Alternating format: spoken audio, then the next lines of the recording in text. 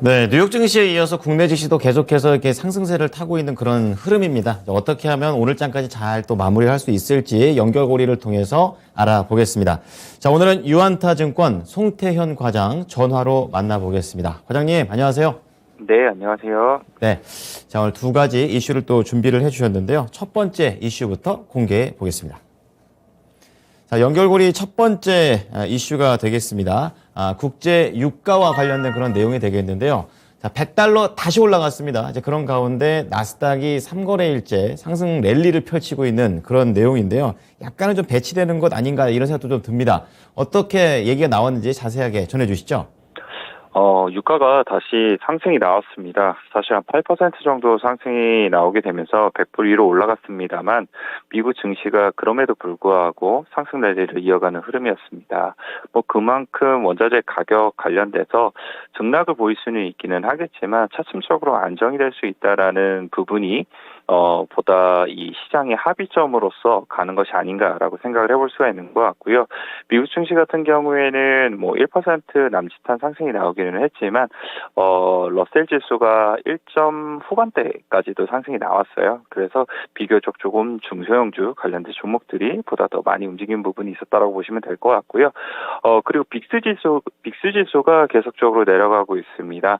25.67까지 내려오게 되면서 사실 30 부분에서는 상당히 공포지수가 많이 높아졌었는데 이런 부분도 안정이 되고 있다는 점에서 봤을 때는 미국 증시도 그래도 반등권으로 계속적으로 들어가고 있고 시장의 안정성도 보다 더 높아지고 있다고 보시면 될 것 같아요.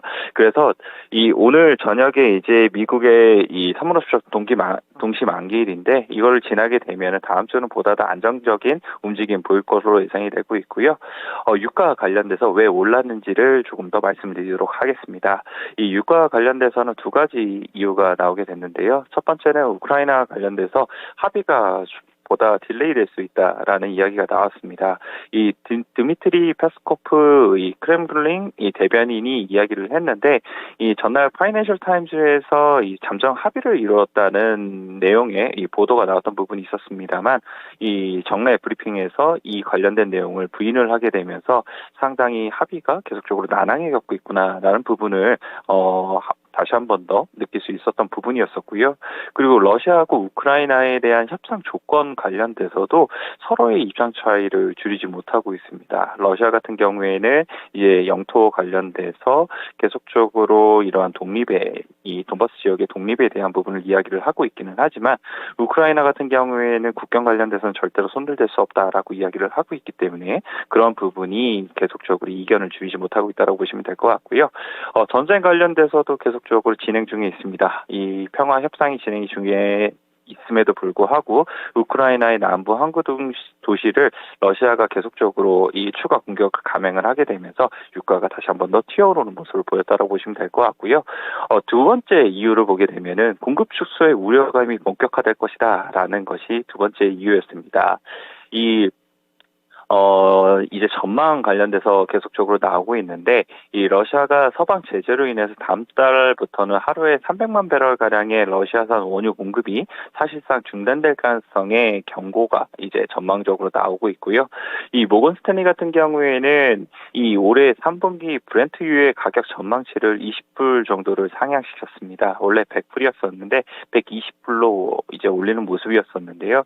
이런 부분이 이제 120불 얘기를 하면서 이게 큰 이유가 있겠느냐라고 말씀을 하실 수도 있기는 하겠지만 아직까지는 전반적으로 컨센서스는 이 지정학적 리스크가 떨어지게 된 100불 정도였었거든요. 그래서 이런 부분이 추가적으로 지정학적 리스크가 완화된다 하더라도 더 올라가고 있다. 고유가 레벨이 유지될 가능성이 높다라고 이제 이 전반적으로 월가에서도 생각을 하고 있는 것 같습니다. 그래서 4월부터는 러시아 원유 생산 관련돼서 100만 배럴이 줄어들 걸로 예상이 되고 있다라고 이야기를 하고 있고요.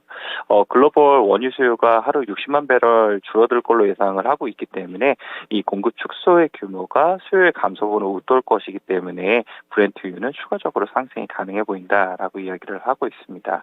그래서 이 유가가 전일에 8% 넘게 상승이 나오게 되고요. 관련된 기업인 이제 정유사들, 뭐 관련된 기업들이 뭐 엑스모빌 같은 경우에는 2.6% 정도 상승이 나오게 되고요. 이오지 리소스가 4.3% 상승이 나왔습니다. 그리고 요즘 정유 관련돼서는 가장 핫한 종목 중에 하나가 옥시덴탈 페트롤리움인데요. 어제도 9% 정도의 상승이 나왔습니다. 이 밸런스에서 보도가 나오게 되면서 보다 더 상승폭을 키웠던 부분이 있었었는데 이 버크셔 해서웨이가 14일에서 16일까지의 동사 주식을 1,810만 주를 추가적으로 매입을 했다라고 이야기가 나왔습니다. 지분율이 15%에 육박하게 되는 이제 지분을 가지게 됐는데 이에 따라서 이제 이 워렌 버핏이 옥시덴트 페트롤리움을 인수하는 것이 아니냐라는 제기도 이제 나오기 시작을 했습니다. 그래서 이 보유 지분 10% 이상을 이제 보유를 하게 되면은 이제 증권거래위원회의 취득 목적에 대해서 명시를 해야 되는 부분이 있기 때문에 그런 부분이 향후 어떻게 이제 제시가 되느냐에 따라서 정말 인수에 대한 부분도 한번 생각을 해봐야 되지 않을까라고 생각이 되고 있고요. 어쨌거나 원유 관련된 종목들이 어제 매우 좀 강한 움직임이 있었다 이렇게 보시면 될 것 같습니다. 네. 오늘 뭐, 이 버크셔 해서웨이 얘기가 에너지 업종에서 안 나올 수가 없는 것 같습니다. 자, 그리고 이런 에너지 관련해서는 유럽에서도 좀 움직임이 있는 것 같은데요. 이 부분도 짚어주세요, 과장님. 네, 원유 관련돼서 상승이 나오게 되면은 요즘 신재생 에너지가 따라서 나올 수밖에 없는 부분인 것 같습니다.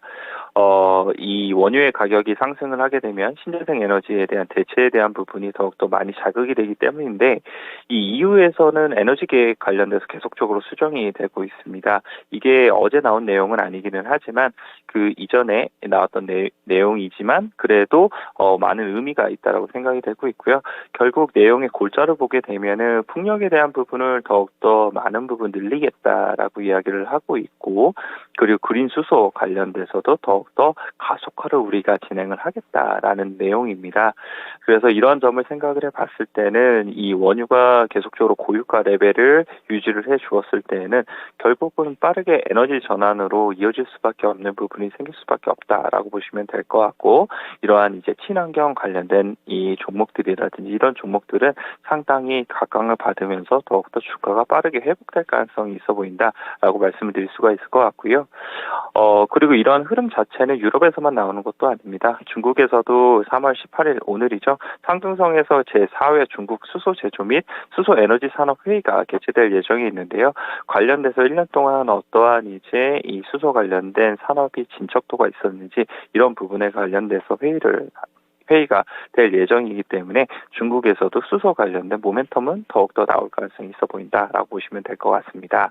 그래서 어제 이제 이 미국 시장에서도 친환경 관련돼서 종목들을 보게 되면은 태양광은 뭐 일부 종목마다 엇갈리는 흐름이 나오기는 했었지만 썬런 같은 경우에 6.7% 정도의 상승세가 나오게 됐고요.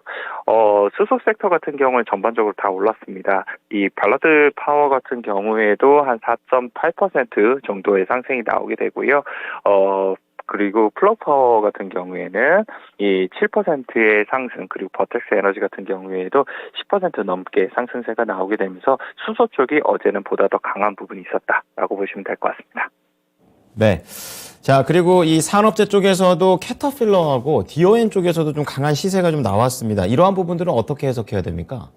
네, 이런 부분은 사실 이제 이 원유 가격이 계속적으로 더욱더 상승이라든지 고유가 레벨이 되다 보니까 예전에 투자에 대한 부분은 멈췄던 부분이 있었었는데 그런 부분이 다시 한 번 더 재개가 된다라고 보시는 이런 관점에서 접근해 보셨으면 좋을 것 같고요. 제프리스에서는 캐터필러의 매출 중 40%가 강업, 석유, 가스 산업을 고객으로 하고 있다라고 얘기를 하고 있습니다.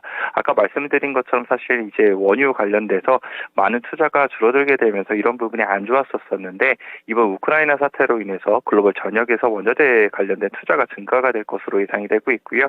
이 제프리스에서는 10년 동안 더욱더 증가가 될 걸로 예상이 되고 있어서 투자 의견을 원래 중립이었었는데 매수로 전환을 시키게 되고, 그리고 목표 주가 역시나 215불에서 260불까지도 상승이 나왔던 부분이 있었습니다. 그리고 이제 디어행 같은 경우에는 이제 농기계에 관련된 부분인데요. 곡물 가격도 요즘 많이 올랐잖아요. 관련돼서 곡물 가격이 많이 오르게 되면은 작황에 대한 면적이 늘어나게 되고, 그에 따라서 농기계가 더욱더 많이 팔릴 수 있다. 이러한 이제 논리에 의한 겁니다. 그래서 어제 이 디어행 같은 경우에도 한 4.6% 정도가 상승세가 나오게 되는데, 이런 흐름들 역시나 원자재 가격이 계속적으로 어느 정도 상승이 나왔을 때에는 뭐 같은 논리로서 활용해 볼 수 있지 않을까, 이렇게 생각해 볼 수 있는 것 같습니다. 네, 간밤에 정유주가 워낙 강했던 만큼 여러 가지 소식들이 이 안에 다 포함이 되어 있습니다. 국내에서 연결해 볼 수 있는 종목들은 어떤 게 있을까요? 일단은 원유 가격이 올랐기 때문에 관련된 종목들 변동성은 나올 것 같기는 합니다만, 예전과 같은 정말 강한 상승이 나오기는 좀 힘들어 보입니다. 아까 말씀드린 것처럼 상승이 나오기는 했지만 원자재 가격이 전반적으로 안정으로 가는 이제 이런 흐름이 나올 걸로 예상이 되고 있기 때문에, 그런 부분이 뭐 가격적인 측면에서도 변동성을 결국은 수렴하게 만들 수 있지 않을까라고 생각하고 있습니다. 그래서 흥구석유라든지 아니면 SO일 같은 경우에도 윗꼬리가 달릴 가능성이 상당히 높다라고 말씀드릴 수가 있을 것 같고요. 아까 말씀드린 이제 이 수소 섹터가 어제 좋았으니까, 국내에서 수소 섹터 관련된 종목들, 뭐 효성 첨단 소재라든지 아니면 유니드 같은 종목들을 관심 있게 좀 보셨으면 좋겠다라고 말씀드리고 싶고요. 마지막으로 기계 산업 관련돼서 디어엔 말씀을 드렸잖아요. 그래서 국내에서도 이제 농기계 관련된 종목들이 있는데, 대동이랑 그리고 이 TYM 있습니다. 그래서 이 기업들 같은 경우에도 동일한 논리에 의해서 충분히 주가 상승이 나올 수 있다, 이렇게 보시면 될 것 같습니다. 네. 자, 여러 가지 종목들 정리 좀 해드렸습니다. 정유와 관련된 그런 내용들을 봤고요. 두 번째 연결고리 체크해 보겠습니다. 주제 보여주시죠. 네, 앞서 이 빵 종목 중에서도 아마존이 상당히 좀 강하게 움직였었는데요. 이제 그런 것에 대한 바탕이 되는 그런 재료가 되겠습니다. OTT 쪽에다가 좀 더 힘을 쏟는 것 같은데요. 좀 자세한 내용 전해주시죠. 네, 아마존이 MGM 스튜디오에 대한 이 인수를 승인을 받았던 부분이 있었습니다. 사실 이 내용이 처음 나온 거는 2021년 5월 달에 나왔던 부분이었었는데, 미국하고 유럽에서 계속적으로 반독점 관련된 위반 소지 여부를 검토하기 위해서 이 진행 중에 있었던 부분이 있었다고 보시면 될 것 같고, 15일 날 유럽 승인이 나오게 되고, 그리고 미국에서 승인을 보게 되면서 이번에 마무리가 되었다라고 보시면 될 것 같습니다. 이 로이터 통신이 17일 날 이제 아마존이 영화사 MGM 관련된 인수 거래를 마무리했다라고 보도가 나왔고요. MGM 스튜디오 같은 경우에는 이제 첩보 액션의 영화의 간판격인 007 프랜차이즈하고요, 이 스포츠 영화인 로키 등의 한 4,000편 정도의 영화 작품과 TV 드라마를 보유하고 있습니다. 그래서 예전 보게 되면은 이제 영화 시작하기 전에 사자가 이렇게 어흥하는 모습이 나왔었잖아요. 그 관련돼서 이 기업이다라고 보시면 될 것 같고, 시장에서는 이제 프라임 비디오를 아마존이 계속적으로 운영을 하고 있는데, 이번에 MGM 스튜디오를 추가로 확보하게 되면서 경쟁률을 더욱더 높여주게 될 것이다라고 기대를 하고 있습니다. 그래서 일단 관련돼서 계속적으로 OTT 관련된 업체들의 경쟁은 과열이 되고 있다라고 좀 보시면 될 것 같고요. 넷플릭스에 대한 그럼 주가를 한번 봐야 될 텐데, 넷플릭스 같은 경우에도 어제 한 4% 가까운 상승세가 나왔습니다. 원래라면은 빠졌어야 되는 게 뭐 일반적인 논리이기는 하지만, 어제 뭐 넷플릭스 같은 경우에도 이제 과금 체계 관련돼서 뭐 이전과는 조금 다른 방식을 하겠다라고 이야기가 되게 되면서 한 4% 정도의 상승세가 나왔는데요. 에버코어가 관련돼서 재미난 설문조사가 했던 부분이 있었습니다. 이 미국 소비자들을 대상으로 설문조사를 했던 부분이 있었었는데, 넷플릭스의 침투율이 69%로 역대 최고치까지 올라가기는 했지만, 이 만족도에 대한 응답률은 계속적으로 하락이 되고 있다라고 이야기를 하고 있습니다. 그 이유를 보게 되면은 스트리밍 서비스 시장의 경쟁 심화가 원인이다라고 제시를 하고 있는데요. 결론적으로 OTT 관련돼서 경쟁이 계속적으로 과열이 되게 되면은 결국 이 컨텐츠에 대한 부분에 있어서 누가 더 새로운 컨텐츠, 그리고 프레시한 이 경쟁력이 있는 컨텐츠를 가지고 있느냐가 결론적으로 헤게모니를 가져갈 수밖에 없는 부분이라는 점을 감안하게 되었을 때에는 컨텐츠 제작 업체들이 역시나 좋을 수밖에 없다라고 보시면 될 것 같고, 이러한 흐름들 자체가 미국에서만 나오는 것이 아니라 이제 중국에서도 이러한 흐름이 더욱더 강해지고 있다라고 보시면 될 것 같아요. 그래서 얼마 전에 보게 되면 한한령 관련돼서도 이제 국내 드라마 제작사들이 드라마를 다시 한 번 더 방영을 시키고 있는데 그런 부분이 더욱더 많아지지 않을까 이렇게 기대하고 있습니다. 네. 드라마 콘텐츠를 만드는 회사 중심으로 좀 보자 이렇게 말씀해 주셨는데 국내에서 그럼 어떤 종목으로 추려볼까요? 중소형 드라마 제작사 관련돼서 이번에 OTT 관련된 업체들이 제작에 대한 부분을 많은 이 비용을 투자가 들어오고 있기 때문에 관심 있게 좀 보셨으면 좋을 것 같고요. 4분기 실적에서부터 이런 흐름들 자체가 좀 잘 나왔다라고 생각하고 있습니다. 관련된 업체로는 사마 네트워크가 가장 실적적인 측면이 좋아 보이고요. 그 다음에 A스토리 그리고 뉴까지 한번 보셨으면 좋을 것 같습니다. 네, 과장님 한 주 동안 고생 많으셨습니다. 네. 자. 네. 자, 유한타증권 송태영 과장과 함께했습니다. 연결고리였습니다.